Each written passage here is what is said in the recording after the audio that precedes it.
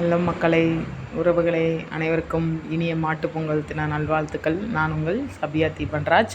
இன்றைக்கி நம்ம வீட்டில் எத்தனை பேர் இருக்காங்க? 4 பேர் இருக்காங்க. அவங்களுக்காக ஒரு செலப்ரேஷன் பண்ணணும் இல்லையா? அவங்க சந்தோஷத்துக்காக. சரி, அதனால தான் அவங்களுக்கும் சந்தோஷம், நம்மளுக்கும் சந்தோஷம். அதனால் இன்றைக்கி எங்கள் வீட்டில் சிக்கன் கிரேவி, அப்புறம் சாப்பாடு. இவர் சின்னவர் இப்போ சாப்பிட்டு முடிச்சிட்டாரு, அதனால் கொஞ்சம் சாப்பாடு. இது எங்களுக்கு சாப்பாடு. அம்மா, அத்தை எல்லோரும் வந்திருக்காங்க. அதுக்கடுத்து ரசம் வச்சு விட்டாச்சு. இங்கே குடலு குழம்பு வெந்துக்கிட்டு இருக்குது. அங்கே பார்த்திங்கன்னா சிக்கன் 65ங்க. இப்போ வீட்டில் எல்லாம் ரெடி பண்ணிட்டோம். இப்போ அடுத்து தோட்டத்துக்கு போவோமா? இங்கே எங்கள் மாமியார் எல்லாத்தையுமே ரெடி பண்ணி வச்சுட்டாங்க.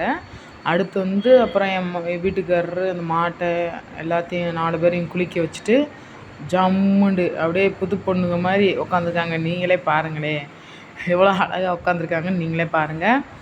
அப்புறம் அப்படியே அந்த பொட்டுலாம் வச்சு அவ்வளோ அழகாக உட்காந்துருந்தாங்க. சரிங்களா?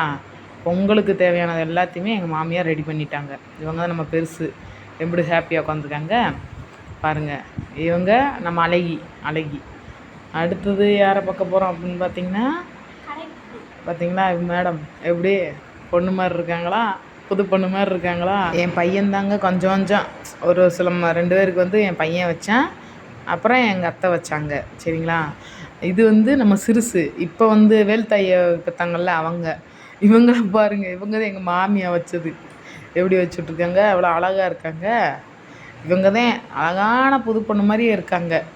இவங்க தான் நம்ம கொம்பி. அவங்களுக்கே தெரியும்ல, நம்ம கொம்பி. அவங்க எல்லாருக்கும் பிடிச்சவங்க மேடமு. அப்படியே அமைதியாக இருக்காங்க. என்னான்னு தெரில. நல்லா தீவனம் போட்டாச்சு, ஜாலியாக உட்காந்துருக்காங்க. அழகிக்கு கொஞ்சம் அதிகமாக வைக்காமல் விட்டாங்க. இவங்களுக்கு கொஞ்சம் அதிகமாக வைக்காமல் விட்டுட்டாங்க. என் பையன்தான் வச்சேன். ஆனால் அழகாக இருந்தாங்க, ரொம்ப அழகாக இருந்தாங்க. பூவெல்லாம் வச்சிட்டோம். அடுத்து இது வாங்கி வச்சுருக்கோம், துண்டு வாங்கி வச்சுருக்கோம். சரிங்களா? அந்த துண்டு வாங்கி கட்டுவோம். எப்படின்னா இதை பொங்குனதுக்கப்புறம், இந்த பொங்கல் பொங்குனதுக்கப்புறம் அவங்க 4 பேர்த்துக்கும் துண்டை கட்டி விட்டுட்டு அப்படியே ஜாலியாக ஜம்முன்னு நிற்க வச்சுட்டு பொங்கலை மேடம் 4 மேடமுக்கும் கொடுத்துட்டு அதுக்கப்புறம் தான் நாங்கள் பார்ப்போம். சரி, இப்போ பொங்கல் பொங்க போகுது பாருங்கள், நீங்களே பாருங்கள். ஆமாங்க, தெற்க பார்த்து பொங்கிருச்சுங்க. ஜாலியாக இருந்துச்சு, பயங்கரமாக இருந்துச்சு. இன்றைக்கி ஹாப்பியாக இருந்தோம். எல்லாருக்குமே மாட்டுப்பொங்கல் வாழ்த்துக்கள்ங்க. நீங்கள் எல்லாருமே சந்தோஷமாக இருக்கணும். எனக்கு இந்த மாதிரி குழவை போட தெரியாது, அதனால் அவங்களாம் போட்டுக்கிட்டாங்க. சந்தோஷமாக இருந்துச்சு. எங்கள் அத்தை தான் எல்லா வேலையும் பார்த்தாங்க. அரிசிலாம் அவங்க தான் போட்டாங்க. நல்லா ஊற வச்சு எடுத்து வச்சுருந்தோம். சூப்பராக பொங்கல் ரெடி ஆயிடுச்சு. நீங்களே பாருங்கள், சந்தோஷமாக போச்சு. இந்த பொங்கல் போன வருஷத்தை விட இந்த வருஷத்துக்கு ரொம்ப சந்தோஷமாக போச்சு. அப்புறம் என் வீட்டுக்காரர் விசில் அடித்தார். என் பையன் அழுக ஆரம்பிச்சிட்டான். ஏன்னா அந்த விசில் அவனுக்கு புது சொத்தான். அதனால் இந்த குட்டிசாமி அழுக ஆரம்பிச்சிருச்சு. அதுக்கப்புறம் சரி வேணாங்க, விசில் அடிக்காதுங்க அப்படின்னு எங்கள் அத்தை வந்தாங்க. விட்டுருயா, அழுகிறியான்ல அப்படின்ட்டு திட்டினாங்க. சரி, அப்படியே பயங்கரமாக போச்சு. செம்மையாக இருந்துச்சு, அழகாக போச்சு.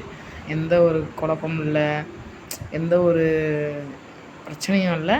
நிம்மதியாக போச்சு. அழகிகளை வச்சு நாங்கள் நிம்மதியாக பொங்கல் கொண்டாடிட்டோம். நீங்களும் அதே மாதிரி ரொம்ப சந்தோஷமாக பொங்கல் கொண்டாடணும். தயவு செஞ்சு ப்ளீஸ் இந்த பொங்கலை நல்லபடியாக கொண்டாடுங்க. சத்தம் போட வேணாம், சண்டை போட வேண்டாம். அவங்க பேசலை, இவங்க பேசலை, எதுவும் கவலைப்படாதீங்க. எந்த கவலையும் இல்லாமல் சந்தோஷமாக ஃபேமிலியோட சிறப்பாக பொங்கல் கொண்டாடுங்க. மாடுகளும் நம்மளோட ஃபேமிலியில் ஒருத்தவங்க தான். அவங்களுக்காக, அதாவது அவங்க பிறந்த நாள் மாதிரி அப்படி கூட வச்சுக்கலாம். அப்படித்தான். சரிங்களா? அந்த மாதிரி அவங்க சந்தோஷத்துக்காகவும் நம்ம சந்தோஷத்துக்காகவும் இதை கொண்டாடுறோம். சரிங்களா? அதே என் மாமியை எல்லாத்தையும் ரெடி பண்ணி வச்சுட்டாங்க. இது எடுத்து போட்டாங்க. பொங்கல் கொடுக்கணும் இல்லையா? அதனால் எடுத்து வச்சுட்டு சாமி கும்பிட போகிறோம். சாமி கும்பிட்டோம், சந்தோஷமாக கும்பிட்டோம். வீட்டுக்காரர் தேங்காய் உடைச்சார், எல்லாம் பண்ணாங்க. சந்தோஷமாக இந்த பொங்கல் ரொம்ப சிறப்பாக இருந்துச்சுங்க. நிஜமாக தான் சொல்கிறேன் நான். எங்கள் மாமியா, எங்கள் அம்மா, எங்கள் அப்பா அவ்வளோ தூரத்துக்கு வர முடியாது. ஏன்னா எங்கள் அப்பாவை பற்றி உங்களுக்கு சொல்கிறேன். எங்கள் அப்பா பற்றி இது வரைக்கும் உங்களுக்கு ஒரு வீடியோ போட்டதும் இல்லை, சொன்னதும் இல்லை. எங்கள் அப்பா வந்து அம்புட்டு தூரத்தில் வர முடியல, அதனால் வருத்தப்பட்டார். வர்றேம்மா வந்து என் பேர் வந்து இன்னொரு பேர் இருக்குது. ஆனால் எங்கள் அப்பா வந்து சபியாண்டு என்னை கூப்பிட்டதே இல்லை இன்ன வரைக்கும். அவருக்கு பிடிச்ச பேர் எங்கள் சாமி வந்து செவந்தம்மாள் கருப்பசாமி, அதனால் என்னைய செவந்துன்னு தான் கூப்பிடுவார்.